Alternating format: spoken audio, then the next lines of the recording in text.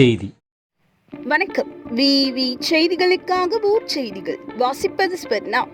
108 திவ்ய தலங்களில் ஒன்றான ஷோலிங்க ஸ்ரீ யோகலட்சுமி நரசிம்ம சுவாமி திருக்கோவிலில் கார்த்திகை பெருவிழா நடைபெற்று வருகிறது.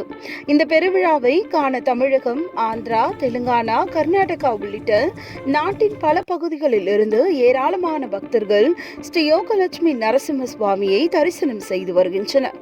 இந்நிலையில் ஒப்பந்தம் அடிப்படையில் ஆலயத்திற்கு வரும் பக்தர்களின் வாகனத்திற்கு சுங்கவரி வசூலிக்கப்பட்டு வருகிறது.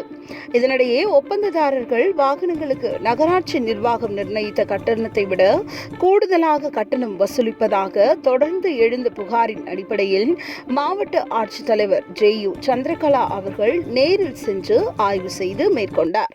அப்பொழுது ஒப்பந்ததாரர் நிர்ணயிக்கப்பட்ட கட்டணத்தை விட கூடுதலாக கட்டணம் வசூலிப்பது தெரியவந்ததை தொடர்ந்து ஆட்சியர் சந்திரகலா அவர்கள் ஒப்பந்ததாரரை எச்சரித்து, இனி இதுபோல் புகார் தொடர்ந்தால் ஒப்பந்தத்தை ரத்து செய்ய நேரிடும் எனவும், இனி நிர்ணயிக்கப்பட்ட கட்டணத்தை மட்டுமே வசூலிக்க வேண்டும் எனவும் எச்சரித்து அனுப்பினார். இந்த ஆய்வின் போது நகராட்சி தலைவர் தமிழ்ச்செல்வி, ஆணையர் ஹேமலதா உட்பட பலர் உடனிருந்தனர்.